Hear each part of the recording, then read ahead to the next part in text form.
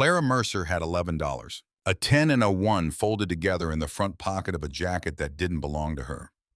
The name Ray was stitched above the chest pocket in red thread, and the jacket was 2 sizes too big, and she had found it on a hook in the break room of a roofing crew she'd worked 4 days in September before the foreman ran out of money to pay anyone. She kept the jacket because November had come down hard on Garner, North Carolina, and the cold didn't care whose name was on your clothes. She was sleeping under the Route 70 overpass east of town, where the concrete pylons were wide enough to block the wind if you pressed your back against them. She had learned this in October. She had learned a lot of things since she turned 18 that she hadn't expected to know. Crow was curled against her knees. He was a black dog, medium-sized, with one ear that folded sideways from something that had happened before she found him. She had found him in August behind a gas station off the interstate, nosing at a sandwich wrapper she'd pulled from the trash. She gave him half a piece of bread. He sat down and looked at her with yellow eyes that were steadier than anything else in her life at that point. He hadn't left since. She hadn't named him on purpose. He was just dark all over, lean and quiet. And the name arrived on its own one morning when she woke up and he was sitting at the edge of the overpass watching the road like he was keeping watch. Crow. He answered to it immediately as if he'd been waiting for someone to figure it out. The temperature had dropped below 40 overnight. Clara could see her breath. She sat up slowly, her spine stiff from the concrete, and pulled the jacket tighter across her chest. Her right knee ached in the cold, which was something she'd started noticing in October, and which seemed wrong for a 19-year-old, but the overpass didn't care about that either. Crow lifted his head. "I know," she said. "Me too." She had $11. She'd counted them the night before, the way she counted them every night now, the way you check a lock twice even when you know you turned it. The money was either groceries or bus fare. It was never both. 2 years earlier, she'd had a room, a bed with a quilt her grandfather bought at a church rummage sale, green and white patches in a pattern he called grandmother's flower garden, though he said it wrong on purpose because it made her laugh. She'd had a kitchen that smelled like coffee at 6 in the morning and sawdust by noon. She'd had a life that made sense. Then Elias Mercer died, and everything that came after was just one thing falling away after another. Elias had raised Clara since she was 7 years old. That was the year Denton Mercer, her father, packed a canvas duffel bag and drove to Charlotte saying he needed to sort some things out and would be back in a few weeks. Clara waited by the front window of the house on Alderman Road for 3 days. On the fourth morning, Elias sat her down at the kitchen table and poured her a glass of orange juice, which was unusual because Elias didn't believe in juice before lunch. It meant something important was about to be said. "Your father loves you," Elias told her, "but he doesn't know how to stay. That's his problem, not yours. Here's what we're going to do. You're going to live here. You're going to eat breakfast before school every morning. And on Saturdays, you and me are going to build things." Clara was 7. She understood the juice, and she understood the word stay. "What kind of things?" she asked. "Whatever needs building," Elias said. That was the deal, and Elias kept every part of it for the next 10 years. Breakfast before school, dinner at 6, the news on the radio while they washed dishes, and Saturdays in the workshop behind the house where Elias had built a maple workbench 8 feet long with a wooden vise at one end and a pegboard wall covered in tools arranged by type and size, every handle worn smooth from use, every blade kept sharp. He taught her to sand with the grain. He taught her to measure twice and cut once, which she had heard before, but had thought was just something people said, until she watched Elias do it every single time, without exception, even on the smallest piece. He taught her that wood had memory, that it moved when it dried and you couldn't argue with it, you could only plan for it. He taught her that a joint was either right or it wasn't, and that glue was not a correction, it was a confession. He had a way of teaching that wasn't really teaching. He just worked and she watched, and eventually she found herself doing what he did and understanding why without having been told. When she made a mistake, he didn't criticize. He just looked at the mistake and then at her and waited. She was 11 when she rushed through a birdhouse and left a visible gap in one corner where the side panel didn't meet the front. She told him the birds wouldn't care. Maybe not, Elias said. He picked up a square and set it against the joint. Off by about a 16th of an inch. Sand the edge. Just the edge. Take your time. It took 20 minutes. When she set the piece back, the joint was flush. Now it's a birdhouse, Elias said. That birdhouse hung from a branch outside the kitchen window until the day Elias died. Clara looked at it every morning while she ate her cereal. The gap was gone. He was right. She would have seen it every single time. The workshop was open on one side in summer, and in winter, Elias ran a space heater that glowed orange and smelled faintly of dust burning off the coils. The tools on the pegboard each had an outline drawn in black marker so you could see at a glance which hook was empty and what was missing. Elias said a man who couldn't find his tools couldn't do his work, and a man who couldn't do his work was a man with nothing to show for his time on earth. He said it that way with the word man because that was the language he'd grown up with, but he meant it for Clara just as much. She understood that without being told. That was another thing about Elias.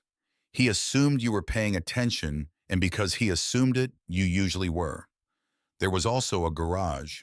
It sat at the back of the lot, separated from the workshop by about 30 feet of grass and a narrow strip of gravel. Steel door, no windows. A 6-digit combination padlock hanging from the hasp and the surface rust on the lock was old enough that the dial moved stiffly when you touched it like something that had not been disturbed in years. Clara asked about the garage once when she was 12. She had started to assume it was full of things her grandfather didn't need anymore, the way old garages always were. Old furniture, broken tools, boxes of paperwork going back to before she was born. Elias looked at her for a long moment, not angry, not dismissive, just measuring something she couldn't see. "That's yours," he said, "when you're ready." She waited for more. There wasn't more. "When am I ready?" she asked. "You'll know," he said. "And if you don't know, that means you're not." She didn't ask again. She didn't forget either. She just filed it away in the part of her mind where she kept the things Elias did that she didn't fully understand yet. That part of her mind was larger than she would have admitted at 12, and it grew steadily smaller over the years that followed, because most of the things Elias did eventually made sense once she paid enough attention. The garage was the one that didn't, not for a long time. There were other things about those years that mattered, smaller things she didn't recognize as important until they were gone. The way Elias kept his pencils flat-sided so they wouldn't roll off the bench. The way he let a piece of wood sit overnight before he made the final cut, because he said the wood needed time to settle into the decision. The way he checked every surface twice with his hand before his eyes, because hands caught what eyes missed. She was 13 when she built her first box. Not a birdhouse, not a practice joint, but an actual box with a lid that fit. She chose pine because pine was what they had, and she cut the pieces carefully and assembled them the way he had shown her. And when she was done, the lid sat in the opening with a soft resistance that meant the tolerances were right. Elias held the box and opened and closed the lid 3 times without speaking. Then he set it on the bench and nodded once. That was the whole review. She understood it was high praise. She was 15 when she learned to sharpen a blade on the waterstone, working the edge in slow figure eights across the wet surface, feeling for the wire edge that told her she'd reached the apex of the bevel. She ruined the first stone the way Elias had predicted she would, pressing too hard and rocking the blade. He handed her the second one without comment, and she started again. By the time she was 16, she could read grain direction by sight from across the room.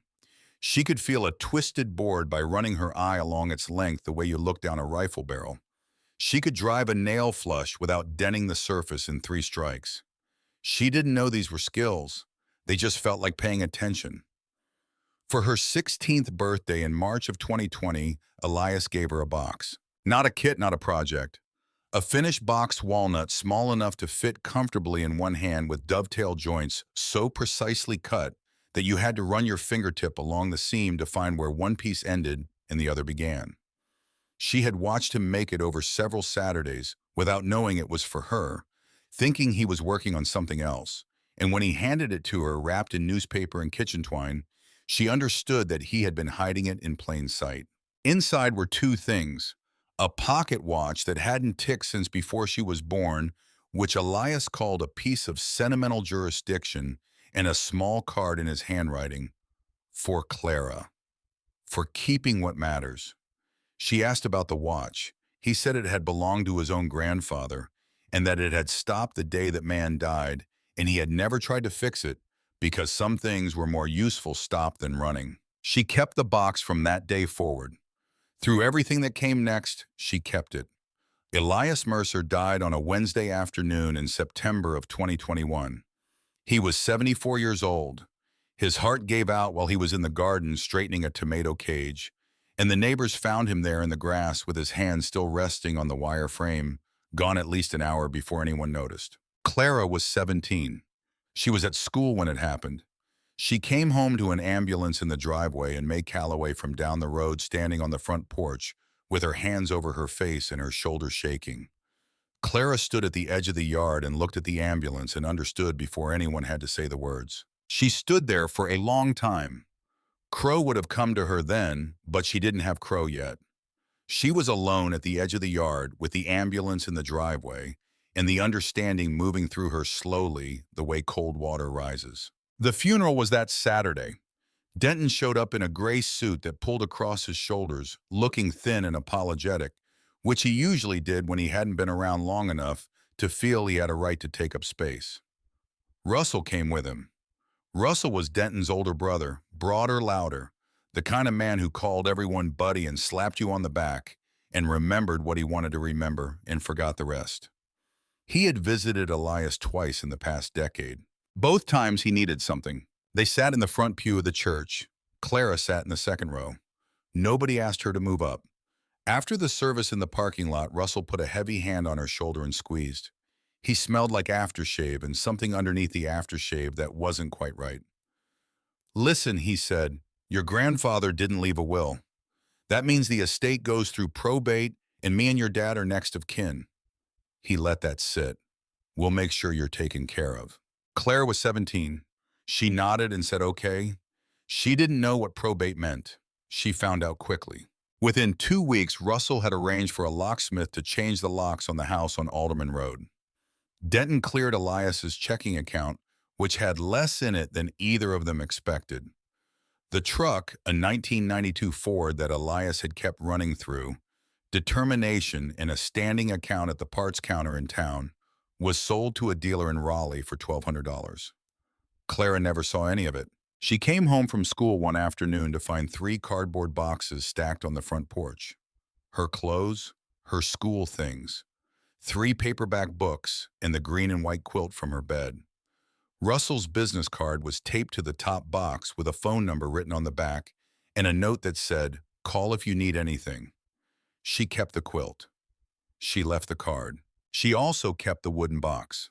She put it at the bottom of her backpack wrapped in a shirt, and she carried it out of there with the same care she'd seen Elias carry a finished piece from the workshop. Like it mattered, because it did. She stayed with a friend from school for a while, a girl named Bess, whose mother was kind, and whose house had a pull-out couch in the basement. After 3 weeks, Bess's mother sat Clara down and said she was truly sorry that she wished things were different, but they just didn't have the room. She pressed a $20 bill into Clara's hand and said she'd pray for her. Clara said thank you and meant it. She stayed with another friend, then another. She finished her senior year moving from couch to couch, doing homework in the public library because it had good light and no expectation that you leave by a certain hour. She graduated in June of 2022 in a gymnasium that smelled like floor wax and cheap flowers, and there was no one in the audience for her.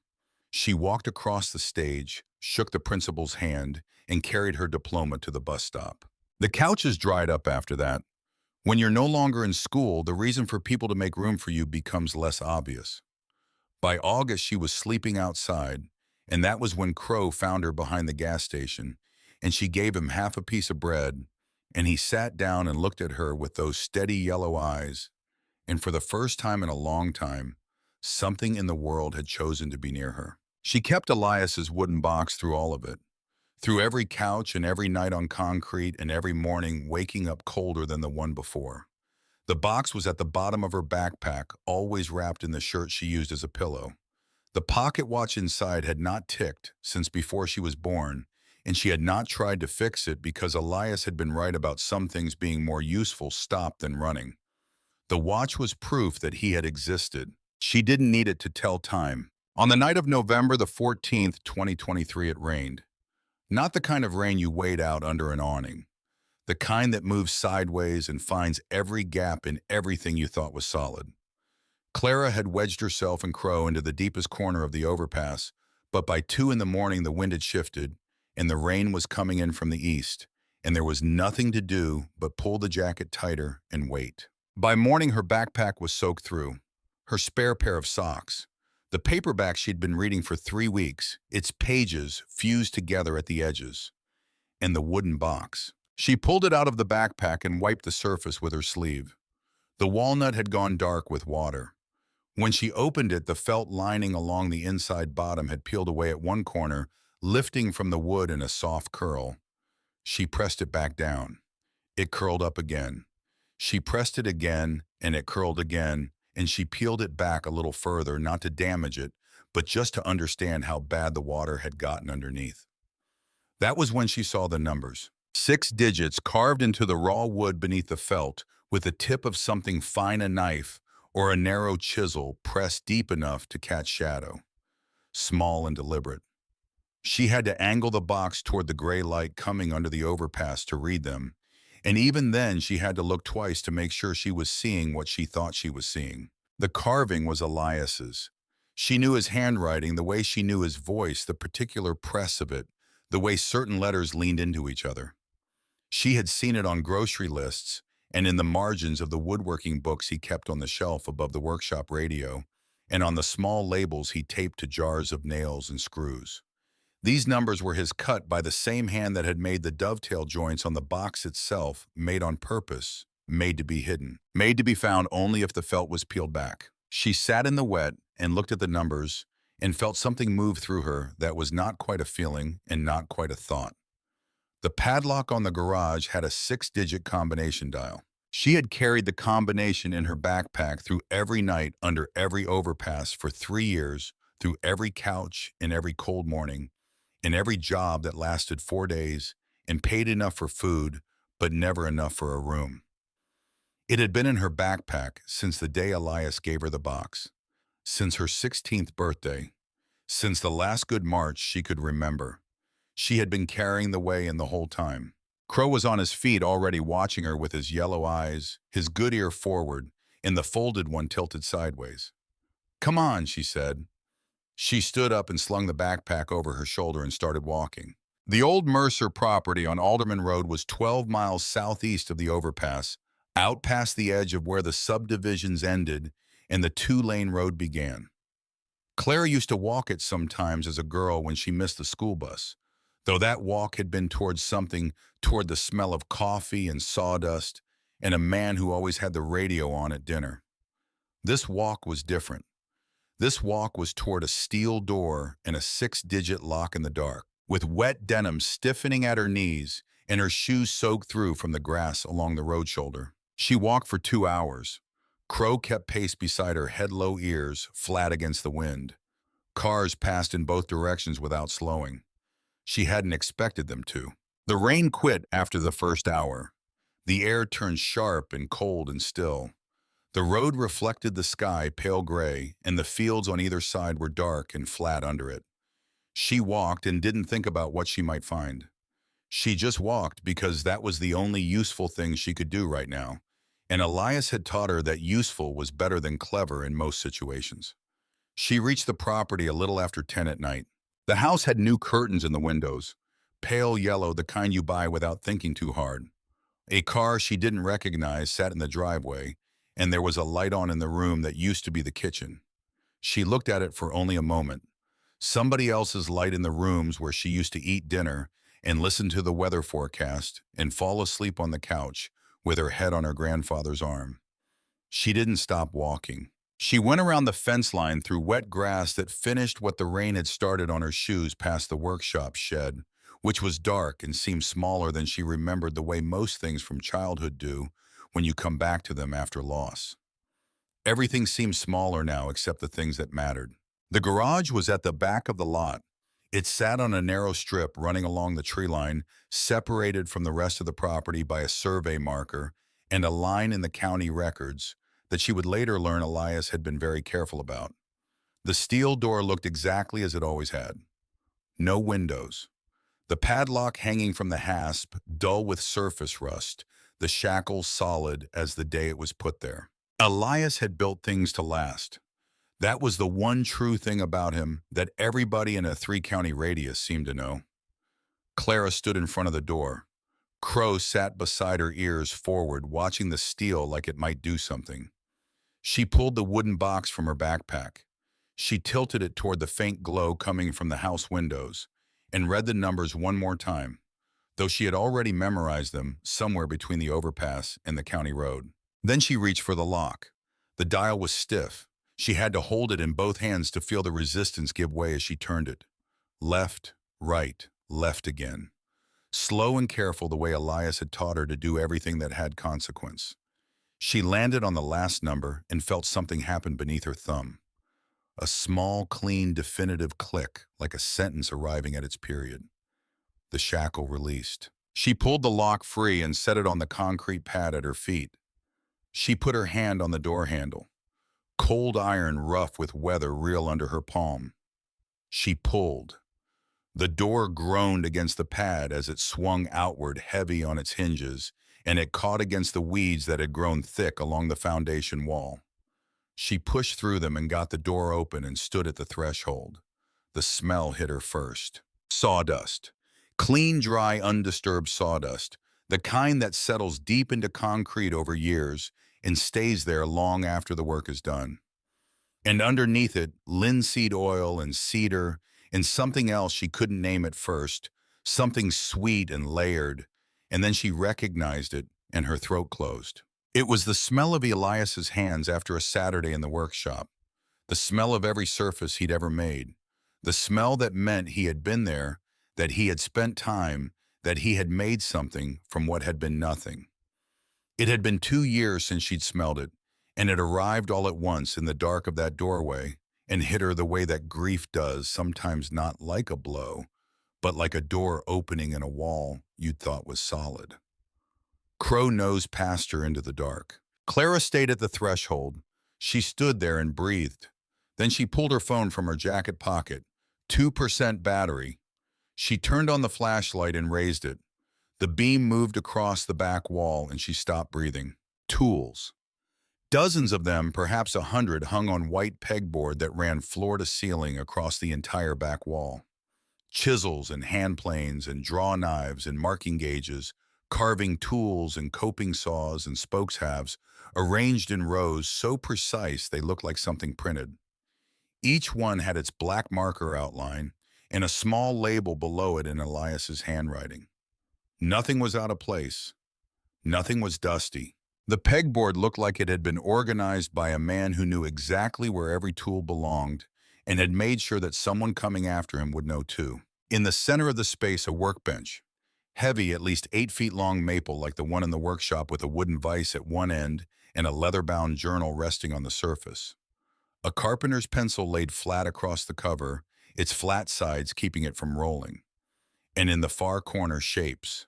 Large shapes under canvas drop cloths, 5 or 6 of them arranged carefully with space between them, like things that had been placed with thought and left to wait. Her phone screen dimmed. 2% became 1. Then the flashlight cut out and the garage went completely dark. Clara stood in total darkness, surrounded by the smell of her grandfather's life. She couldn't see the tools or the workbench or the shapes under the canvas. She couldn't see anything. But she had seen enough to know that this was not junk. This was not old tools and dust, the way Russell had said when he'd stood outside the garage 2 years ago and told the locksmith it wasn't worth opening. The way everyone had assumed about a locked garage belonging to a man who wore the same 3 flannel shirts in rotation and drove a truck held together by stubbornness and a standing account at the parts counter. Elias had been doing something in here for years, maybe decades, and nobody in the family had known it existed. Crow came back from wherever he'd gone in the dark and pressed himself against Clara's legs. She reached down and put her hand on his back. She lowered herself to the concrete floor, her back against the doorframe, where the air was cold and smelled of wet grass and iron. Crow settled across her legs, more weight than was comfortable, which she didn't correct. She put her arms around him and sat there in the dark. The concrete was cold. The garage was dark. The lock was off the door and resting on the pad outside, and the door was open, and she was inside it.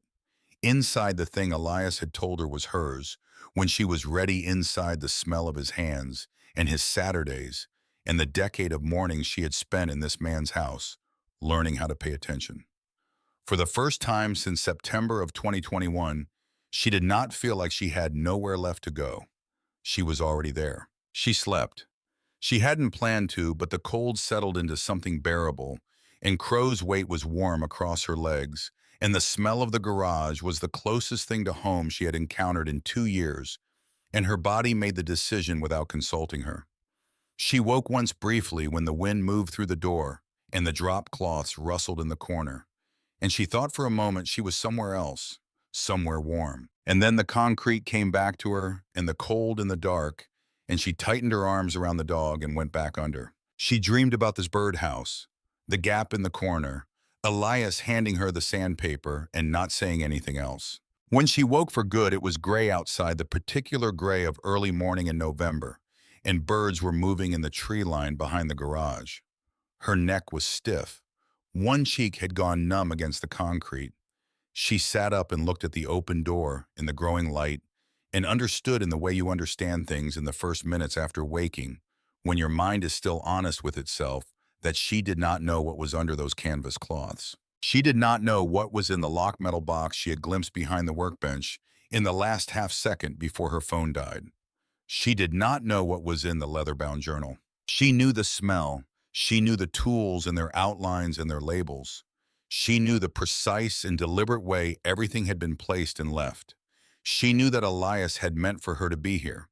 And she knew with the certainty of someone who has been taught by a man who never said anything he didn't mean, that whatever was in this garage, he had spent a very long time making sure it would be waiting when she finally found her way through the door. Crow stood and shook himself and walked to the edge of the door and looked out at the morning. His tail moved once, twice. Clara stood up. Her back popped in two places. She looked at the canvas shapes in the corner. She looked at the pegboard wall with its perfect rows. She looked at the journal on the workbench with the carpenter's pencil lying flat across the cover.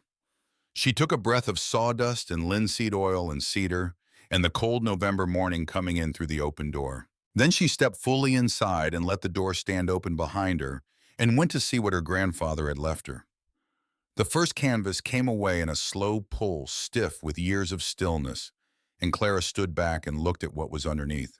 A rocking chair, walnut dark and warm, even in the gray morning light coming through the open door. The arms curved down to gentle points, and the runner swept back in a single clean line from the legs, and the seat was scoop-shaped to receive the weight of a body in a way that looked almost casual until you understood how much intention went into making something look that effortless. Clara put her hand on the armrest. The surface was cool and so precisely finished that she could not feel where the grain ended and the finish began. It was like touching still water. She had held the pieces Elias made for teaching purposes. The birdhouses, the cutting boards, the small shelf they'd built together for the kitchen wall when she was 9. Those were good. Those were Saturday morning good, the work of a patient man showing a child how attention became skill. This was not that. This was something she didn't have a word for yet, and she was standing close enough to it that the word didn't matter. She pulled the next canvas, a dining table. Oak at least 7 feet long with 4 legs as thick as her forearm and a top made from a single wide board. The grain ran the full length without interruption, without seam, as though the tree had grown with this exact table already inside it, and the only thing Elias had done was remove what didn't belong. She pressed her palm flat against the surface. It was level in a way that felt like an argument, like the table was making a point about what level actually meant. Beside the table, 4 matching chairs, ladder back with woven rush seats and joints so clean that she had to put her face close to each one to confirm they were separate pieces of wood and not something bent from a single length. She kept going. A writing desk in cherry, darker at the edges where the grain was tightest with a fold-down surface, and 2 drawers fitted with small brass pulls that were cold when she touched them. She opened one drawer. It moved without sound and stopped without wobble, and closed again with a soft resistance that was exactly right. And in the far corner behind everything else, pushed against the wall where the light was lowest, the hope chest, cedar. The front panel was carved with a pattern of overlapping leaves, each one precisely defined, the relief shallow but clean, and she recognized the pattern because Elias had drawn it once on a paper napkin at the kitchen table when she was 10 years old, explaining the principle of relief carving, showing her with a pencil how the blade should enter the wood and at what angle and why. She had forgotten the lesson. She had not forgotten the drawing. Clara stood in the center of the garage and looked at all of it. 6 pieces, every one made by hand, every joint tight, every surface finished, every proportion considered. These were not weekend projects. These were not the accumulated output of a man filling his spare hours with something to do. These were the work of a man who had been operating at a level of craft that she was only now standing inside the evidence of, it beginning to understand existed. She went to the pegboard and lifted a chisel from its hook, heavier than the ones in the workshop outside. The handle was rosewood fitted to the blade with a brass ferrule, and when she ran her thumb carefully across the flat side of the edge, she felt the bite of it even in that careful touch. Still sharp, still ready. She put it back in its outline. Then she walked to the workbench and stood in front of the leather-bound journal. The cover was cracked and softened from years of handling the leather dark at the corners where hands had held it most. The carpenter's pencil lay across it flat-sided the way Elias always kept his pencils, because a round pencil rolls off a bench, and a round pencil rolling off a bench is a pencil you have to go find when you should be working.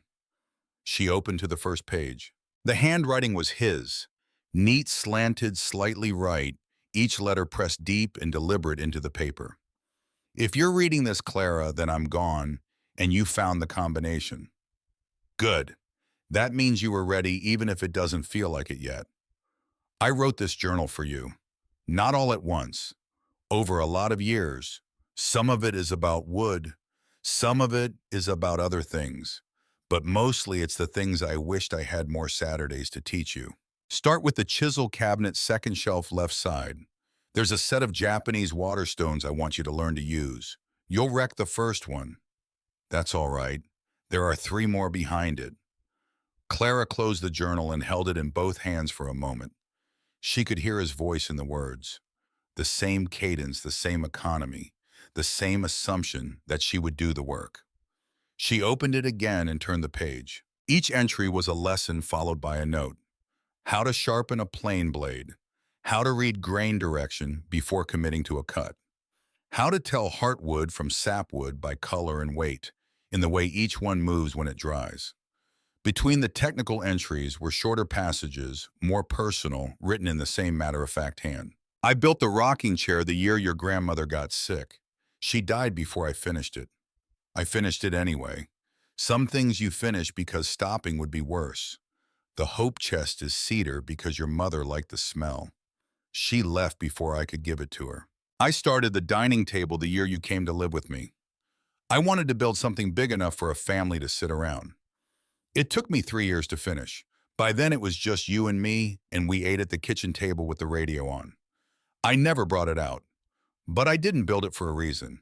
I built it because it needed to exist. Clara read until the light through the door had gone from gray to pale gold, and Crow had grown bored with the smells near the workbench and gone to lie down in a patch of morning sun just inside the threshold.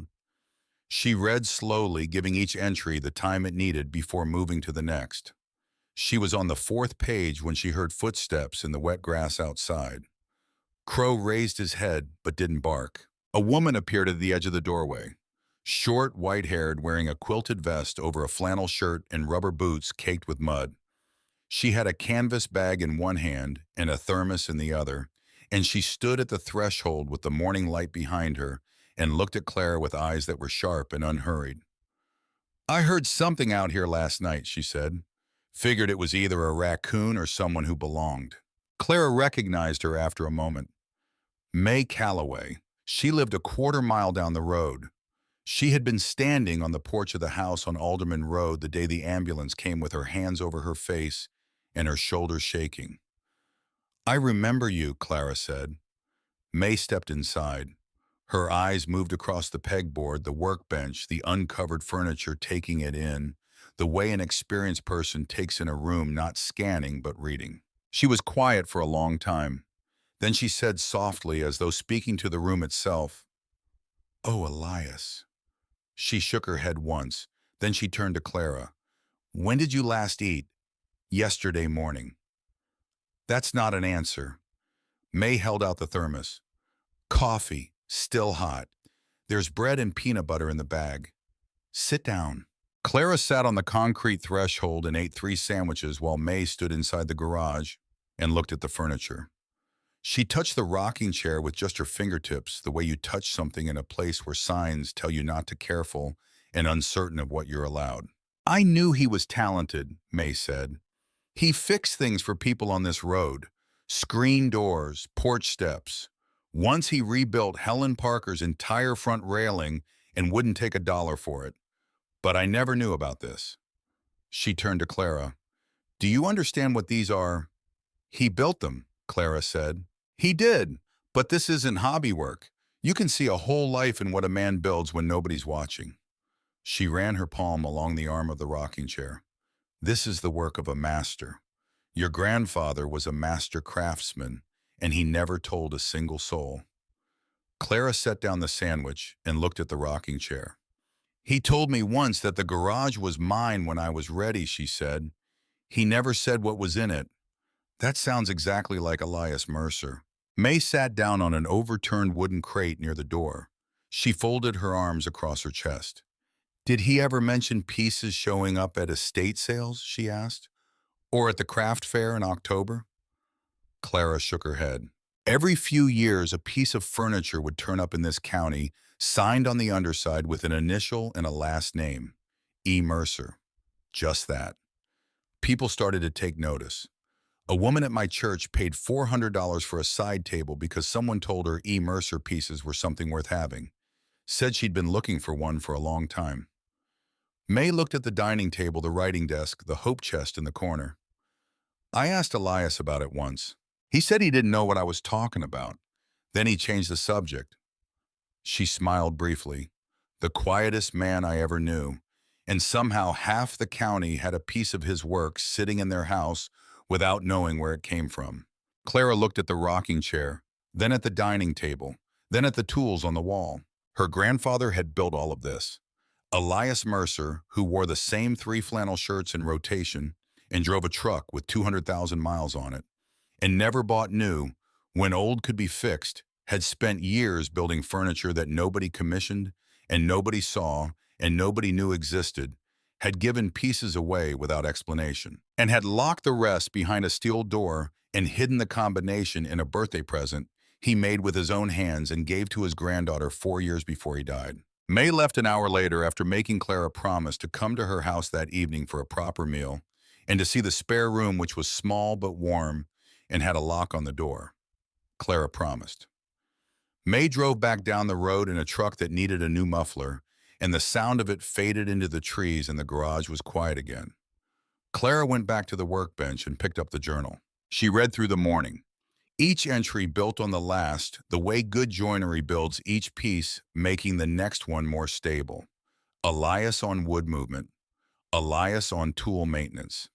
Elias on the difference between a cut that's right and a cut that's almost right, which he said was the same difference as between a door that closes and a door that closes properly, and anyone who'd lived with both knew exactly what that meant. And between the lessons, the other things. Your Uncle Russell came to see me in 2003, wanted me to co-sign a business loan. I said no. I'd watched him operate long enough to know that co-signing Russell's debt was the same as taking it on myself. He didn't speak to me for 2 years after that. I used the quiet to finish the writing desk. It came out better than anything I'd built before. Funny how that works. You take the noise away and the work gets clearer. She was near the middle of the journal when she found the passage that made her stop. I put the important things where you'd only find them if you were paying attention. Not hidden, just quiet. She read it twice. Then she closed the journal and looked at the furniture. Not hidden, just quiet. She walked to the rocking chair. She knelt beside it and tipped it carefully onto its side on the canvas drop cloth, then turned it upside down so the underside of the seat faced up. She ran her hands across the wood the way he'd taught her, not looking, feeling, starting at the center of the seat and moving outward along the grain.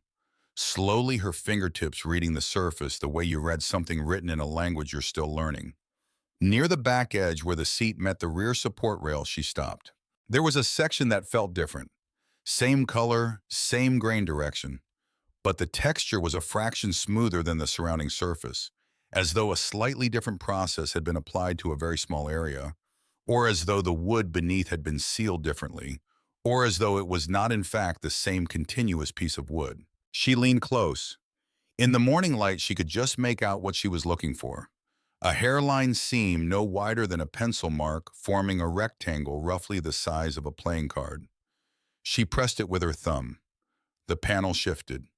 She pressed again with more intention, and it swung downward on a tiny brass hinge, revealing a cavity in the seat no deeper than an inch but wide, and long enough to hold what was inside it. A key. Brass small, darkened with age and handling but solid. A simple key with a small bow and a single notch bit, the kind made for a specific lock and no other. Clara held it in her palm and looked at the rocking chair lying on its back. Elias had built a secret compartment into the piece of furniture and hidden a key inside it, and the compartment was so finely made that it was invisible unless you looked with your hands instead of your eyes, which was exactly what he had taught her to do, which meant the compartment was not hidden from everyone. It was hidden from everyone except the person he had spent 10 years teaching. She turned the chair right side up and set it carefully back in its place. Then she went to the corner behind the workbench where the metal box sat partially covered by the edge of a canvas tarp. She lifted it onto the workbench surface. Gray steel about the size of a shoebox, heavy enough that something shifted inside when she tilted it. A small keyhole on the front. She put the key in. It turned with a clean, quiet click. The lid released. Inside were three things: a folded document on heavy paper with a blue legal cover, a small brown bank book with a rubber band around it, and a letter in a sealed white envelope with Clara's name written on the front in Elias's handwriting, the letters careful and deliberate the way he wrote when he wanted to make sure something would be read correctly. She opened the document first. It was a deed. 3 acres of land with a cabin on County Road 14, approximately 20 minutes north of town. Purchased in 2006. Held in a trust administered by a law firm in Raleigh whose name she didn't recognize. Trustee the firm. Beneficiary Clara James Mercer. She set it down and slid the rubber band off the bank book. A credit union she had never heard of. Account holders listed as Elias Mercer and Clara Mercer. Deposits going back to 2011, small and regular, the entries in the credit union's printed type. Each one a modest amount, $20, $30, $50 on a good month. The last entry was dated July of 2021, 2 months before Elias died. The balance was $47,211. Clara read the number. Then she read it again. Then she set the bank book on the workbench because her hands were shaking and she didn't want to drop it. She had been counting $11 in a jacket that didn't belong to her. She had been calculating whether $11 was food or bus fare. She had been sleeping on concrete for 14 months. And for every one of those months and for the 8 years before them, Elias had been putting money into an account in her name at a credit union she had never heard of, $20 at a time. 30, 50 steady as a tide. She picked up the envelope. She slid her thumb under the flap, pulled out 2 sheets of lined paper, folded in thirds, unfolded them. If you're reading this, Clara, then things went the way I thought they would. I'm sorry about that. I hoped I was wrong about your father and your uncle, but I've known them both a long time, and hope is not the same thing as evidence. Here's what's in this box. The deed is for 3 acres with a cabin on it up on County Road 14. I bought the land with cash in 2006 and put it in a trust with your name as the beneficiary. Your father doesn't know about it. Your uncle doesn't know about it. Nobody does except the lawyer who wrote the papers, and me, and now you. The bank book is yours. I opened that account the year you came to live with me. You were 7 years old, and you didn't know it existed, and I put money in every month for 10 years because steady money left alone turns into something. It's not a fortune, but it's enough to start. Now here's the part I need you to hear because it's the only part of this box that matters. I didn't leave you money, Clara. I left you hands. The money will get spent. That's what money does. The cabin will need fixing. But the tools on that pegboard and the lessons in this journal are yours forever. Nobody can take a skill away from you. Nobody can file a claim against what you know how to do with a piece of wood and a sharp chisel. I watched your father and your uncle for a long time. I saw who they were becoming. I knew what they'd do when I was gone. They'd take the house and the truck and whatever else was easy to carry. That's who they are. I couldn't change them, but I could make sure they didn't get everything. They took what they could see. I saved what they couldn't. Learn the trade. Use the tools. Build something. Start small and get it right. Then build something bigger. That's all I ever wanted to tell you, and I ran out of Saturdays to say it. I love you. I should have said that more. I figured the birdhouses and the Saturday morning said it well enough. A man shouldn't leave that kind of thing to guesswork. Now go sharpen the number 4 chisel. The edge has been sitting too long. Elias, Clara sat on the concrete floor with the letter in her lap. The metal box was open on the workbench above her. The deed and the bank book lay beside it. Crow came over and put his chin on her knee. She read the letter again, then once more. Each time she reached the line about the Saturdays, her chest did something she had no words for, and she pressed the heels of her hands against her eyes and held them there until it passed. Elias had known. He had watched Denton and Russell for years and planned for exactly this outcome while hoping it wouldn't come. While Clara was learning to sand birdhouse joints and measure twice and read grain direction on Saturday mornings, Elias was building a garage full of lessons and a trust document and a savings account and a piece of land with a cabin on it, assembling a future that nobody could touch in a probate proceeding because it was never part of the estate to begin with. He had spent decades preparing for a day he prayed would never come. And when it came, Clara was sitting in the middle of the proof. She folded the letter back into the envelope. She sat there for a while longer, her hand on Crow's back, looking at the pegboard wall in the morning light.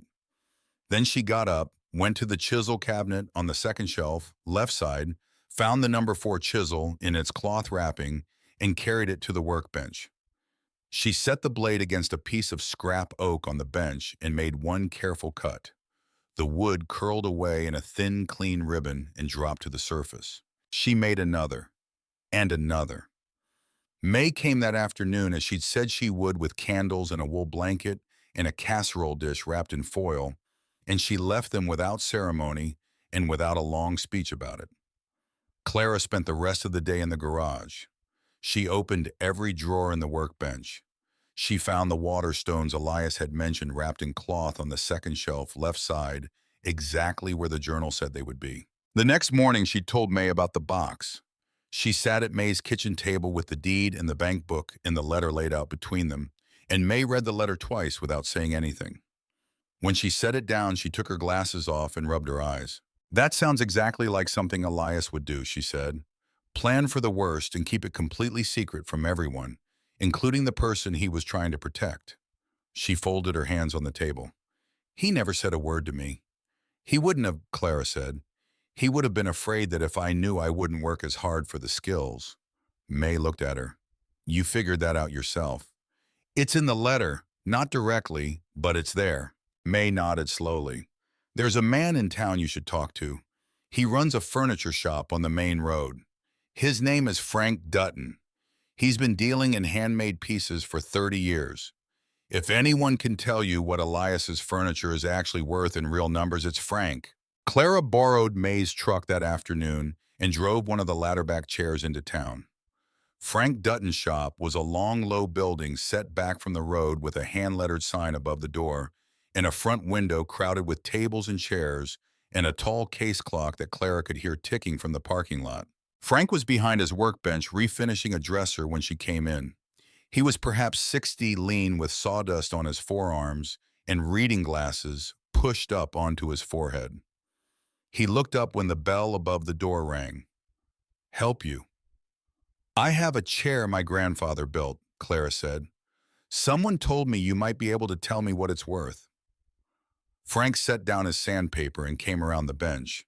He took the chair from her and set it on the floor. Then he crouched beside it. What followed was unlike any appraisal Clara had imagined. Frank did not look at the chair the way a buyer looks at something they're considering purchasing. He looked at it the way someone reads a letter from a person they haven't heard from in a long time. He pressed the joints with his thumbs. He tipped it at an angle and sighted down the legs. He turned it upside down and ran his fingers along the underside of the seat, moving slowly, and then his hand stopped, and he went very still. He looked up at Clara. "Where did you get this sheet?" "My grandfather's garage. He made it." Frank stood up slowly. He took his glasses from the top of his head and set them on the bench. "Your grandfather is E. Mercer." It wasn't a question. "Yes," Clara said. Frank walked behind his counter and returned with a thick auction catalog, glossy pages, the kind that arrived in the mail for people who bought that sort of thing. He opened it to a section near the back and turned it toward her. Photographs of furniture, a side table with turned legs, a small jewelry box with a curved lid, a coat rack with clean, simple hooks. "These are E. Mercer pieces," Frank said. "This catalog is from an auction house in Raleigh. That side table sold 14 months ago for $3,000. The jewelry box went for $900. I've handled 3 E. Mercer pieces in my career. Each one was the finest thing in my shop at the time." Clara looked at the chair sitting upside down on Frank's floor. "This chair alone," Frank said, "is worth approximately $2,000, with documentation of provenance closer to 3. You mentioned a rocking chair, walnut, and a hope chest in cedar with a carved front panel." Frank let out a slow breath. "What you have in that garage," he said carefully, "is somewhere between $50,000 and $60,000 in furniture, possibly more depending on condition in the current market. E. Mercer pieces appreciate. People don't just buy them, they wait for them." Clara sat down on a stool near the counter because her legs had made that decision for her. "But that's not the real value," Frank said. He picked up the chair and turned it right side up and set it gently on the floor. "The furniture is worth money, and money is useful. But the real thing your grandfather left you is the workshop, the tools, the knowledge, and the reputation attached to that name." He paused. "Some men leave their children money. Your grandfather left you hands." "He said something like that," Clara said. "In a letter." Frank looked at her for a moment. "Smart man. Don't sell those pieces unless you have to. And if you have to, come to me first. Not because I'll give you the best price, because I'll find them the right homes." He held out his hand. "Are you interested in learning the business side commissions pricing clients? The part your grandfather apparently had no interest in." "He wasn't interested in that part," Clara said. "I know. That's probably why his work was so good." Frank shook her hand. "Bring me the rocking chair sometime. I want to see it." Clara drove back with the chair in the truck bed and the catalog in her lap. She carried the chair inside and set it with the others. Then she stood at the workbench with the journal open and looked at the pegboard wall. She reached up and took the number 4 chisel from its hook. The rosewood handle was cool in her hand, and the fit was right, the way something is right when it was made for a specific purpose and has been waiting to fulfill it. She set the blade against a piece of scrap oak on the bench and made one careful cut. The wood curled away in a thin, clean ribbon. She made another, and another, each cut cleaner than the one before. She was still working when she heard tires on the gravel outside. She looked through the open door. A truck she recognized. Silver, newer than everything else on the road, the kind of truck that gets washed every week and says something about the man driving it that the man himself would not say out loud. Russell Mercer got out of the driver's side. He was heavier than she remembered filling his jacket the way men do when they've stopped paying attention to themselves. He walked toward the garage with the walk of a man who believes he has a right to be wherever he's walking. He stopped at the doorway. His eyes moved over the space the way they always moved over rooms, calculating, cataloging, assigning values. He looked at the pegboard, the workbench, the furniture standing uncovered in the corner. His face changed, not slowly, in about 3 seconds. "What is all this?" he said. "Furniture my grandfather built." Russell stepped inside. He walked to the dining table and pressed his palm flat against the surface, not gently the way you test something to find its weakness. "This was supposed to go through probate," he said. Everything Elias owned was supposed to go through probate. The garage and its contents are part of a trust separate from the estate. "A trust." His voice went flat. "What trust?" "A legal trust established in 2006 with a law firm in Raleigh. I'm the named beneficiary. It covers the garage, the land under it, and everything inside." Russell turned from the table. "He set this up without telling anyone." "He set it up in a lawyer's office with witnesses and notarized signatures. Nothing was hidden from anyone. You simply didn't know about it." "Show me." Clara pulled the trust document from the metal box on the workbench and held it out. Russell took it and read. He turned to the second page, the third. His jaw tightened in a way she could see from 6 feet away. "And the land on County Road 14, same trust, same beneficiary. And there's a savings account. Also mine." Russell set the document down on the workbench with more force than necessary. "I'll have a lawyer look at this." "That's your right," Clara said. Russell looked around the garage one more time. She could see him doing the arithmetic, estimating what he was looking at, what had added up to what he had missed while he was busy taking what was easy. The rocking chair, the hope chest, the tools on the wall, the years and years of Saturday mornings that had produced all of it. "This is a lot of money sitting in a garage," he said. "It's not money," Clara said. "It's furniture." Russell looked at her. Something moved behind his eyes that she couldn't read and didn't try to. Then he picked up the trust document, tucked it under his arm, and walked out. She stood in the garage and listened to the truck start and the tires crunch over the gravel and the sound of it pull away down the road toward town. Her hands were not shaking. She noticed that first. She had expected them to shake the way they had shaken in the parking lot after the funeral in the weeks after the boxes appeared on the porch. She had spent 2 years imagining what it would feel like to stand in front of Russell Mercer and say no, and she had always imagined some version of fear in her body afterward. There was no fear. There was something quieter than fear and more durable. The feeling of having said the true thing in the place where the true thing needed to be said, and having said it without raising her voice. She set the chisel down on the bench. She looked at the scrap oak where the cuts were clean, and even in the late afternoon light. Crow came in from outside and lay down on the blanket by the door. Clara picked the chisel back up and made another cut. The ribbon of wood curled and fell. She kept working. 3 days later, a certified letter arrived at May's address from a law firm in Raleigh that was not the same law firm that had administered Elias's trust. Russell's lawyer. Clara opened it at May's kitchen table and read it carefully. Russell was claiming that in 2005, he and Elias had maintained a joint business account connected to a brief partnership on a lumber contracting project. The partnership had dissolved, but the account had remained open. In 2006, Elias had withdrawn $8,000 from that account and used it to purchase the land on County Road 14 without Russell's knowledge or consent.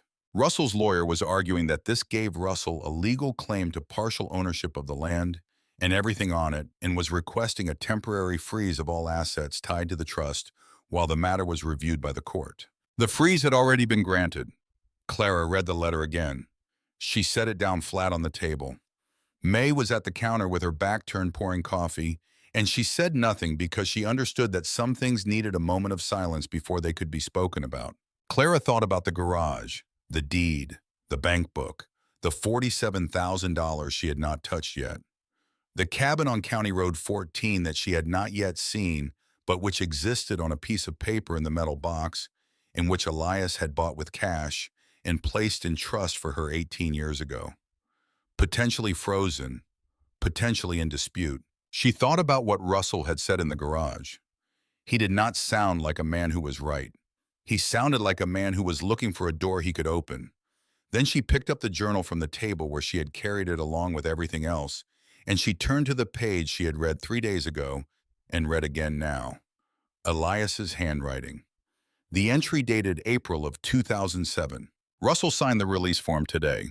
The document confirms he received full repayment of his share of the joint account balance and acknowledges no further claim on any assets related to our former partnership. He signed it without reading it carefully. He was in a hurry. He usually is. I had the document witnessed and notarized at the law office in Raleigh the same afternoon. It is now part of the trust file. He thinks it was a formality. It was not a formality.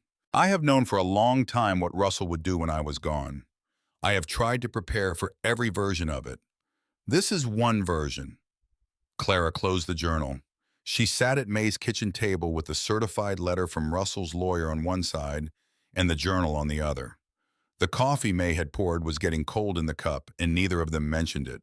Elias had known. He had watched Russell in 2005, in 2006, in 2007, and understood exactly what kind of man he was. He had used $8,000 from a joint account to buy land for his granddaughter. And then he had gotten Russell to sign a document releasing all claims connected to that partnership, and he had filed it in the trust records in Raleigh, and he had written about it in a journal he hid in a locked garage behind a combination hidden in a birthday gift. He had set the trap 16 years before Russell walked into it, but the document was in Raleigh in a trust file at a law firm Clara had never contacted, and she had no money for a lawyer, and the temporary freeze was already in place. And none of that changed the fact that she needed to find that document and get it in front of a judge before Russell's lawyer could build any more of a case. Legal aid, May said quietly from the counter. There's an office downtown, 3rd Street. They open at 8. Clara looked at her. Your grandfather didn't build a trap and then failed to leave you the key, May said. Go find it. Clara picked up the journal and the certified letter and put them both in her bag. Crow was already at the door watching her with his steady yellow eyes. She went to find the key. The legal aid office on 3rd Street opened at 8. Clara was there at 7:45 sitting on the concrete step outside with the journal in her bag and the certified letter folded in her jacket pocket and Crow beside her on the step. The morning was cold and clear, the kind of cold that came after rain and stayed, and her breath made small clouds in the air in front of her. A woman named Patricia Oakes unlocked the door at 8 o'clock exactly. She was perhaps 50 with reading glasses on a chain around her neck, and the particular manner of someone who had spent decades doing important work without adequate resources and had made a kind of peace with that. She looked at Clara, and then at Crow, and then back at Clara. He'll need to wait outside, she said. He will, Clara said. Crow lay down on the step without being told. Patricia Oakes listened without interrupting while Clara laid it out. The trust, the deed, the bank book, the garage and its contents, the certified letter from Russell's lawyer, the joint account from 2005, the $8,000 and the land purchase in 2006. When Clara finished, Patricia held out her hand for the certified letter and read it, and then she held out her hand for the trust document and read that. And then she held out her hand for the journal and read the entry from April of 2007 with the same careful attention she had given everything else. Then she picked up the phone on her desk and dialed. Clara listened to one side of a conversation that lasted 11 minutes. Patricia said very little. She gave the name of the trust and the date of its establishment and the name of the law firm in Raleigh. She read the relevant section of the April 2007 entry from the journal. She listened for a long time. She said yes twice and thank you once and hung up. She looked at Clara over the top of her reading glasses. The release document your grandfather described exists, she said. It is in the trust file exactly where he said it would be. It is signed, witnessed, and notarized. It specifies in plain language that Russell Mercer received full repayment of his interest in the joint account and waives any claim on assets connected to that partnership in perpetuity. She set the journal down on the desk. The trust firm's attorney is filing a response to the freeze motion this afternoon. She expects the judge to lift it within the week. Clara looked at the window behind Patricia's desk. The street outside, ordinary and cold, and going about its morning without knowing or caring that anything had just shifted. Russell's lawyer built his case on the assumption that document didn't exist, Patricia said, or that no one would find it in time. She paused. Your grandfather filed it 16 years ago. He was thorough. He was, Clara said. The response will reference the journal entry as supporting evidence of intent. You should hold on to that journal carefully. I will. Patricia walked her to the door. On the step, Crow stood up and leaned against Clara's leg. Your grandfather did something unusual, Patricia said. She was holding the door open with one hand and looking at Clara with the directness of someone who had learned that precision was a form of kindness. Most people who want to protect an inheritance from bad actors focus on the inheritance itself. Property accounts assets. Your grandfather did that, but he also built in a mechanism that required the person inheriting to develop the capacity to find it. You had to know how to read the journal. You had to know how to feel for the seam in the rocking chair. You had to understand what you were looking at when you opened the box. She let the door close slightly behind her. He didn't just protect what he left you. He made sure you'd be ready to protect it yourself. Clara walked back to the truck with Crow at her heels and the morning opening up in front of her, cold and clear in hers. The judge lifted the freeze on a Thursday, 6 days later. Clara was not in the courtroom. Patricia Oakes called May's number at 10:30 in the morning, and May handed Clara the phone, and Clara listened and said thank you and hung up and stood in May's kitchen for a moment without moving. May was at the table with her coffee, not looking at her, giving her the space of it. It's done, Clara said. Good, May said. She poured a second cup and set it on the table across from her own. Clara sat down and drank the coffee. Outside the window, the yard was bare and brown, November having finished what October started, and the light was thin and level the way it gets in the south in late fall, coming in low and long across the grass. She thought about Russell leaving the courthouse, whether he had gone straight to his truck or stood on the steps for a while. Whether he had understood yet that the document he signed in 2007 had been the end of this particular game before it ever started. She thought about Elias writing that journal entry with his careful, deliberate hand and filing the document in Raleigh and going home to his workshop and finishing whatever piece he had been working on and never saying a word about it to anyone. She drank her coffee. Then she put the cup down and told May she was going to go look at the cabin. County Road 14 ran north out of town through farmland and pine flats and stretches of bare hardwood, the road narrowing as it went, the traffic thinning to almost nothing. By the time Clara turned in at the rusted mailbox leaning sideways at the edge of a dirt track, she recognized it from the deed description without having seen it before. The mailbox had no name on it. Elias had been careful about that too. The track ran through the trees for 200 yards, rough with roots and old ruts before it opened into a clearing. The cabin sat at the far edge of the clearing with its back to the woods.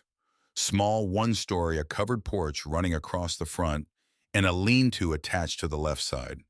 Metal roof gone orange with rust in patches. The porch boards soft in places.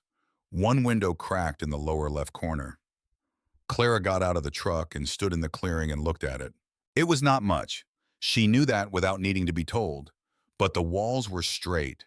She could see that from where she was standing, and the foundation where she could see it at the corners and where a porch board had pulled away from the beam beneath was poured concrete with no visible cracking level and solid.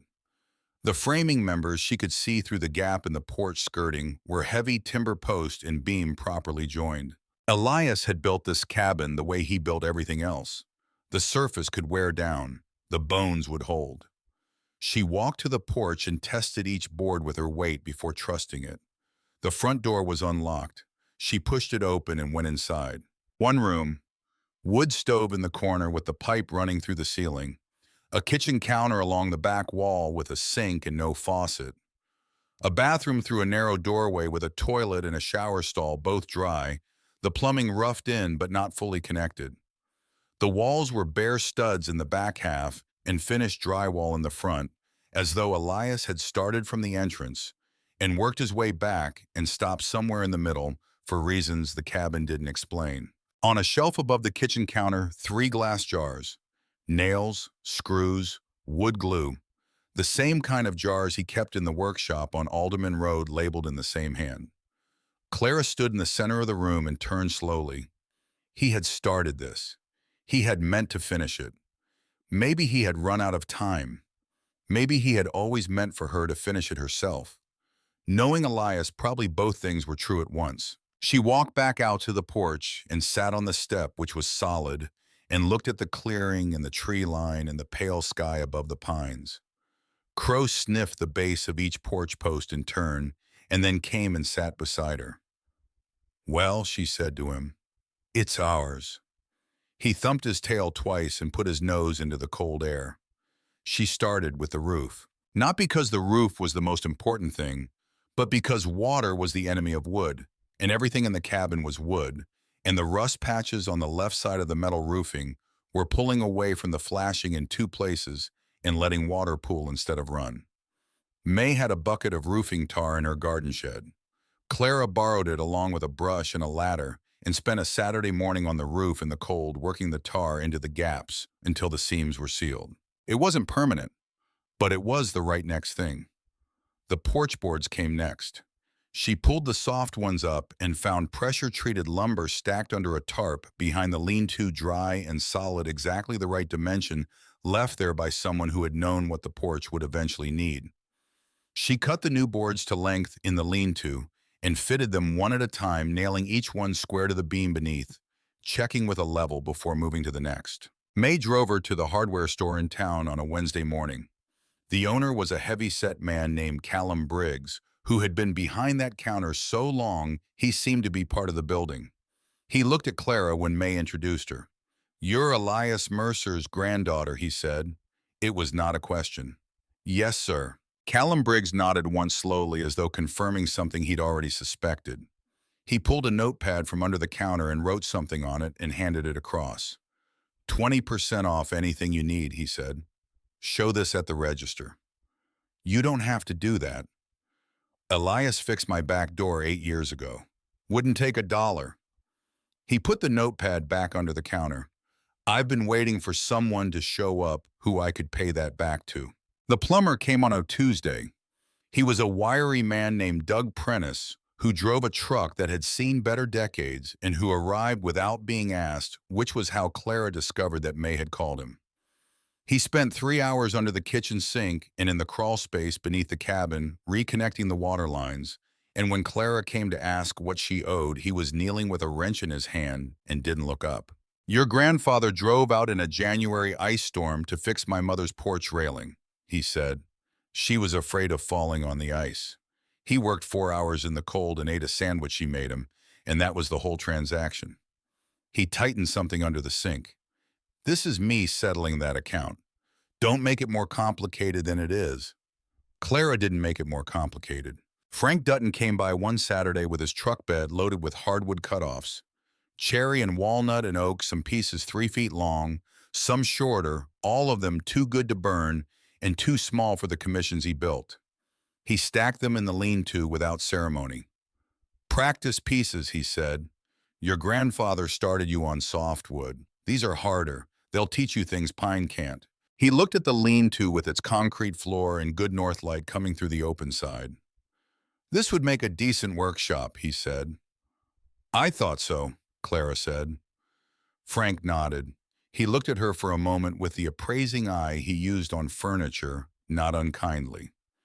"Come by the shop when you're ready to talk about commissions, not before you're ready." He drove away. Clara stood in the lean-to and looked at the stack of hardwood and the concrete floor and the light.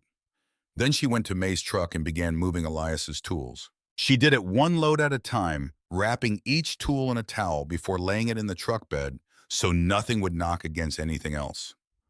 The chisels, the hand planes, the draw knives and marking gauges and spokes halves, the clamps in their order from the wooden rail, the water stones from the second shelf of the chisel cabinet.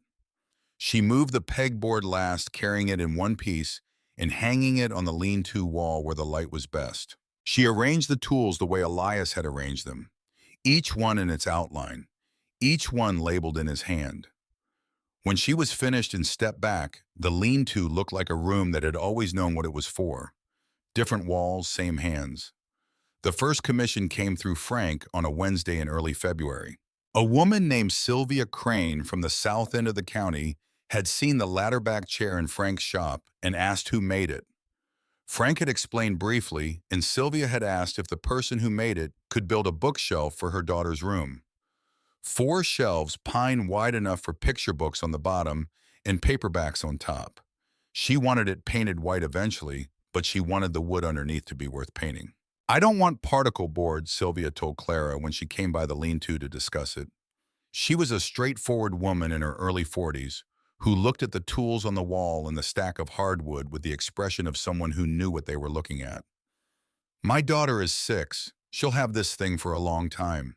I want it to last." "It'll last," Clara said. She started that evening.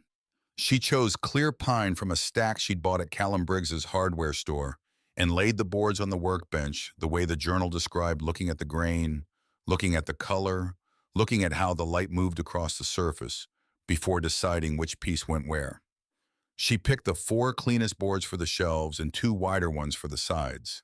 The first board split on the second day. She had brought it inside the cabin the previous afternoon to warm up, but the wood had been sitting in the cold of the lean-to for 3 weeks before that, and the moisture difference between outside and in was enough. The split ran along the grain for 8 inches right through what was meant to be the top shelf. Clara set it on the workbench and looked at it. Then she opened the journal to the page she had marked. "Wood moves when it dries. It shrinks across the grain, not along it. If you bring cold stock into a warm space, give it 3 days before you cut. 2 days is not enough. I learned this the hard way with a walnut panel I was fitting for the hope chest. Cost me a week." She set the split board aside. She went to the hardware store and bought a replacement. She brought it into the cabin and left it there for 3 full days through a cold snap that dropped the temperature below freezing and a warming trend that followed. And on the morning of the 4th day, she carried it to the lean-to and cut it. It held. The shelves went in straight. She checked each one with a small brass level she had found in the workbench drawer of the garage, adjusting until the bubble sat dead center. The joints were tight. Not perfect, not the precision of Elias's work, but tight enough that you had to examine them with intention to see where the pieces met. 2 weeks after she started, she loaded the bookshelf into May's truck and drove it to Sylvia Crane's house on the south end of the county. She and Sylvia carried it upstairs to a room painted yellow with paper stars on the ceiling and set it against the wall. Sylvia ran her hand across the top shelf. "It feels like the furniture my grandmother used to have," she said. Frank Dutton was standing in the doorway. He had driven out because Sylvia had mentioned the delivery that morning, and Frank had offered to come along, the kind of thing Frank did when he wanted to see how a piece had landed in its home. He caught Clara's eye and raised his eyebrows slightly, just barely the way a man does when something has confirmed what he expected. Sylvia paid Clara $350 in cash. She asked while counting it whether Clara could build a matching toy chest. "I can," Clara said. On the drive back to the cabin with the cash in the truck's center console, Clara didn't count it. She knew what it was. It was more money than she had held at one time in over a year, and that mattered. But the number wasn't the point. The point was that someone had looked at something she had built with Elias's tools and Elias's lessons and her own 2 hands and had decided it was worth paying for. That was new. That was the beginning of something she didn't have a name for yet, but recognized the shape of. In March, Frank called about the chairs. A collector named Theodore Marsh from Durham had been looking for E. Mercer pieces for the better part of 12 years. Frank had called him the week after Clara first brought the ladderback chair to the shop, and Theodore had driven down to see the garage within the week, and the conversation that followed had taken most of an afternoon. He wanted two of the ladderback chairs.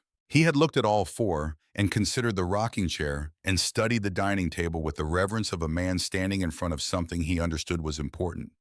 And in the end, he had chosen the two chairs he felt he could give the best home to. He paid $9,000 for each one. Frank called Clara with the number, and there was a pause on the line that he apparently decided not to fill. "That's real," Clara said eventually. "It is," Frank said. Those chairs weren't furniture to Theodore. They were art. He's been looking for pieces with that level of craft for over a decade. Your grandfather's reputation in certain circles is larger than you might expect. Clara put the $18,000 into the cabin. New drywall for the back half of the room where the studs were still bare.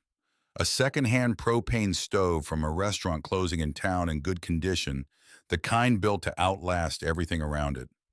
Proper plumbing for the kitchen, which Doug Prentice installed on a Saturday morning at half his usual rate, because he said May would not let him hear the end of it if he charged full price. And a new set of clamps for the lean-to, because Elias's clamps were old, and she was beginning to use them daily and didn't want to wear them down before she understood them completely. On the same Saturday that Doug finished the kitchen plumbing, Theodore Marsh came by the lean-to while Clara was working. He had driven out from Durham, specifically he said to tell her something in person. He had spent a week with the chairs in his front room and felt he owed Clara a complete picture of what she'd inherited, not just the furniture. He stood in the doorway of the lean-to and looked at the pegboard wall and the tools in their outlines and the piece of cherry she was fitting a joint on at the bench. "I've been collecting handmade furniture for 22 years, he said. "I want you to know that the chairs I bought are going into the front room of my house. Not a collection room, not storage. The room where I have coffee in the morning and read in the evenings, because a chair like that is meant to be used." "That's what he would have wanted," Clara said. "I know." Theodore looked at the workbench. "The person who introduced me to your grandfather's work, by the way, wasn't Frank. Frank called me about the chairs, and I'm grateful to him for that. But the first time I heard the name E. Mercer was about 12 years ago from a woman named May Calloway, who lives down the road from your grandfather's old property." Clara set down the piece of cherry. "May knew your grandfather's work," Theodore said. "She'd seen pieces of it over the years. A side table here, a jewelry box there, things he'd given away or left places without explanation. She understood what she was looking at, and she made it her business to make sure the right people heard about it." He paused. "She never told anyone who made the pieces. She just made sure they circulated, made sure the name stayed alive, made sure that when the time came there was a market waiting."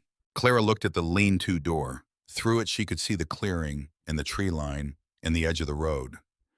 "She never said anything to me about it," Clara said. "No," Theodore said. "She wouldn't have." He looked at the pegboard wall one more time. "Your grandfather trusted her with the reputation the way he trusted you with the tools. One job each." He shook her hand and said he hoped she'd be in touch when she had more pieces ready, and he drove back toward Durham. Clara stood in the lean-to for a long time after his truck disappeared down the dirt track. She thought about May standing in the garage on the first morning, touching the rocking chair with her fingertips and saying, "Oh, Elias," as though she had always known. She thought about May sending her to Frank Dutton and sending Doug Prentice to fix the plumbing and driving her to Callum Briggs's hardware store and leaving casseroles and candles and wool blankets without making it into more than it was. She thought about May on the phone with Theodore Marsh 12 years ago, a woman who lived alone on a road in a county most people drove through without stopping, making sure that the work of a quiet man in flannel shirts found its way into rooms where it would be valued. She went to May's house that evening. May was in the kitchen making dinner, something with rosemary and potatoes, and she looked up when Clara came in. "Theodore Marsh told me," Clara said. May turned back to the stove. "He had no business doing that," she said mildly. "May, your grandfather asked me not to say anything until you were ready." May picked up a wooden spoon and stirred something in a pan. "He said the same thing to me that he said to you. You'll know when you're ready, and if you don't know, you're not." She glanced over her shoulder. I thought 12 years was long enough. Apparently Theodore did too. Clara sat down at the kitchen table. Crow came in behind her and went to his usual spot near the baseboard heater. Why did he ask you? Clara said. May thought about it for a moment. Because I understood what he was doing, she said. Most people who saw those pieces just saw something beautiful and well made. I saw a man leaving a record, evidence that he had been here and that what he did mattered. She turned the heat down under the pan. I thought someone should make sure that record didn't disappear just because the man did. Clara looked at the table in front of her, at the grain of the ordinary wood in May Calloway's ordinary kitchen, where she had eaten more meals in the past few months than she could count. Thank you, she said. Don't thank me, May said. Eat dinner. Denton came in late March on a morning when the dogwoods were trying to bloom, and not quite managing it, the buds tight against the cold that was still in the air most mornings. Clara was sweeping shavings off the lean-to floor when she heard footsteps on the gravel at the end of the dirt track. Not May's steps, not the sound of anyone she was expecting. She set the broom against the wall and looked out. Denton was standing at the edge of the clearing, 30 feet from the cabin, with his hands in his jacket pockets and the look of a man who isn't sure he's allowed to come closer. He was alone. He appeared to have walked or been dropped off somewhere on the road and walked in. He looked smaller than she remembered, not in height, but in the way a person looks when they've stopped filling the space they used to fill. Clara didn't say anything. She waited. Denton walked toward her slowly. He stopped at the entrance to the lean-to and looked inside at the pegboard wall and the workbench and the clamps on their rail and the piece of cherry she'd been fitting at the bench that morning. You set this up yourself, he said. Yes. It looks like his workshop. That's the idea. Denton stood there with his hands in his pockets. Crow had come around from behind the cabin and was sitting between them in the doorway, not threatening, just present with his yellow eyes going from one to the other. He tried to teach me, Denton said.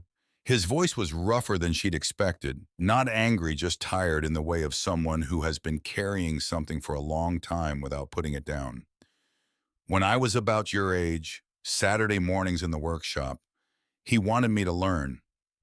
What happened? I didn't want to learn. Denton looked at the floor of the lean-to, at the clean concrete and the curled shavings. I thought it was small. I thought there was something bigger I was supposed to be doing somewhere else.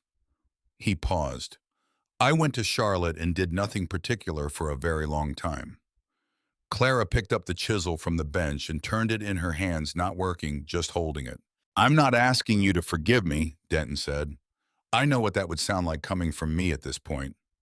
Good, Clara said, because I'm not there yet.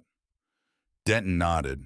He looked at the rocking chair that Clara had been working on in the back corner of the lean-to, unfinished, the seat scooped and sanded, but the runners not yet attached, the wood still raw where she hadn't gotten to it. Is that yours? He said. Mine, not his. It's good. It's not done. They were quiet for a moment. Outside, a bird was doing something persistent in the dogwood at the edge of the clearing. I won't bother you, Denton said.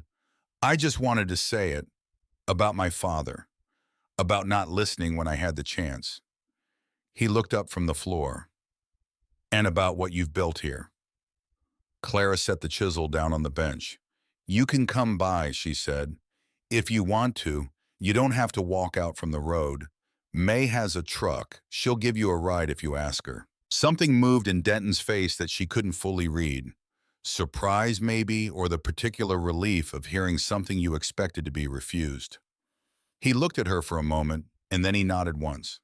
He walked back down the dirt track.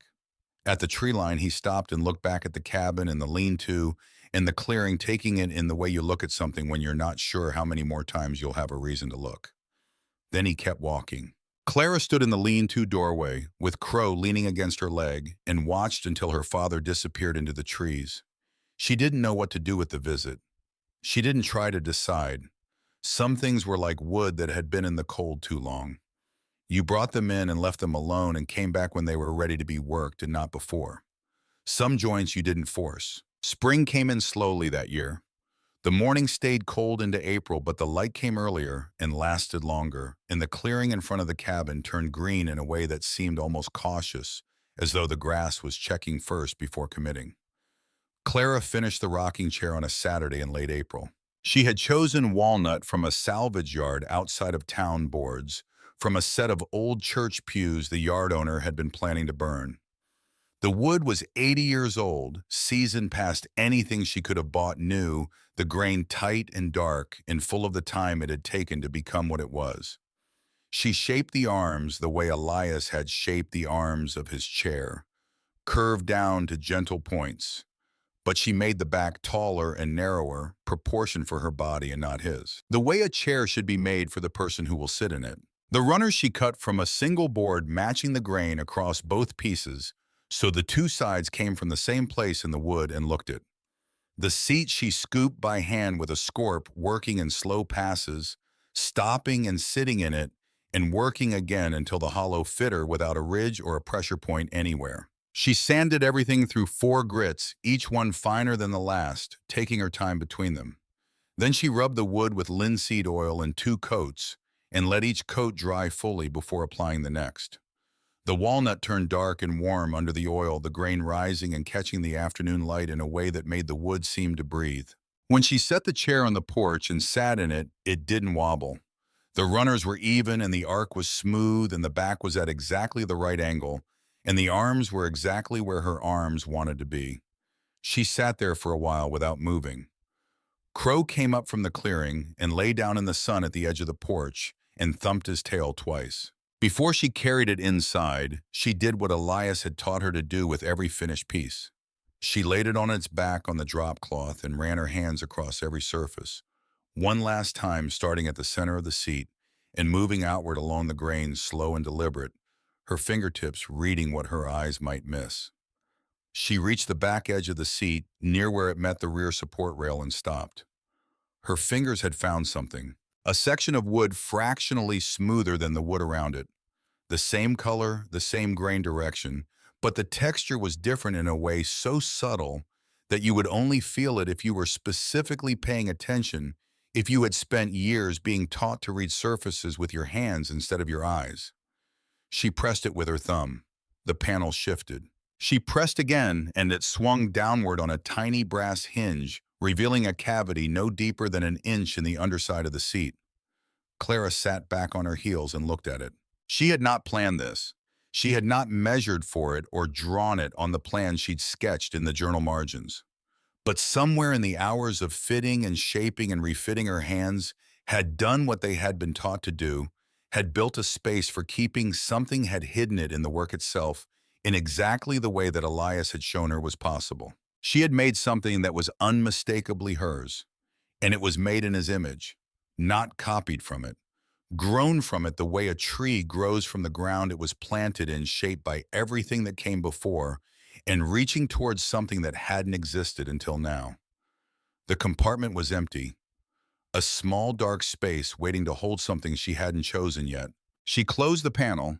It seated back into the wood with a soft, precise click, the seam vanishing back into the surface invisible unless you knew exactly where to look and how to look for it. She picked up the chair and carried it to the porch. May came by that evening. She climbed the porch steps, which didn't creak anymore, and stopped when she saw the chair.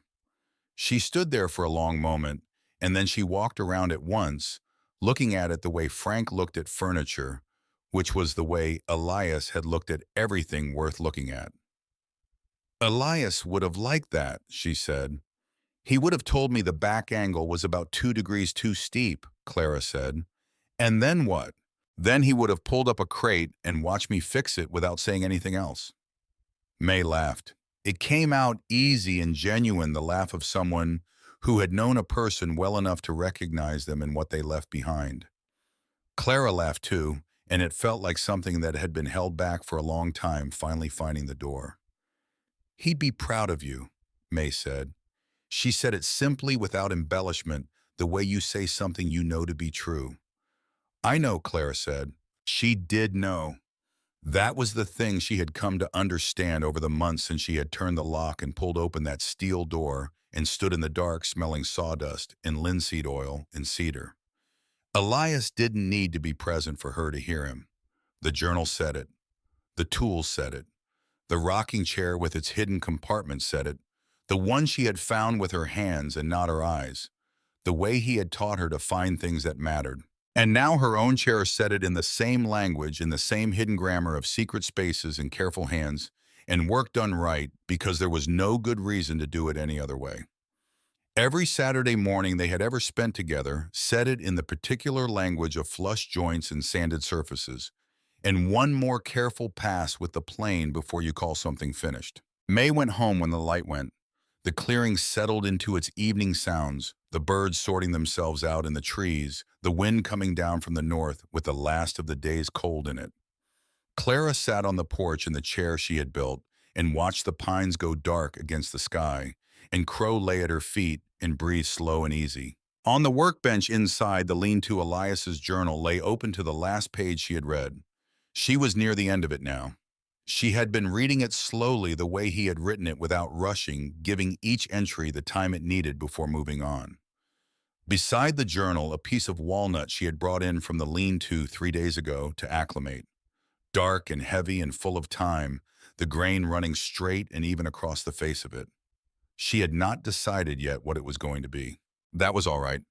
Elias had taught her that the decision came from looking at the material long enough to understand what it already wanted to be. You didn't force it. You didn't rush it. You brought the wood in and you let it settle, and you came back to it when you were both ready. The last of the light left the sky. The pines were silhouettes now, the clearing full of the quiet dark of an April evening in North Carolina, the air carrying the smell of new grass and cold ground, and somewhere underneath it all, faint and permanent, the sawdust and linseed oil that had worked themselves into the wood of the porch and the lean-to walls, and into Clara herself by now the way the things that matter most eventually do. She had come here with $11 in a dog in a wooden box that had been wet from the rain. She had carried the way in the whole time. She just hadn't known what she was carrying until the night the felt peeled back and the numbers appeared in the dark, cut by the same hands that had taught her everything she needed to know to find them. Crow shifted at her feet and sighed the long sigh of a dog that has found the right place to be. Clara rocked once forward and backed the runners even and smooth on the porch boards, the motion clean and unhurried. Tomorrow she would come back to the walnut and begin the next one.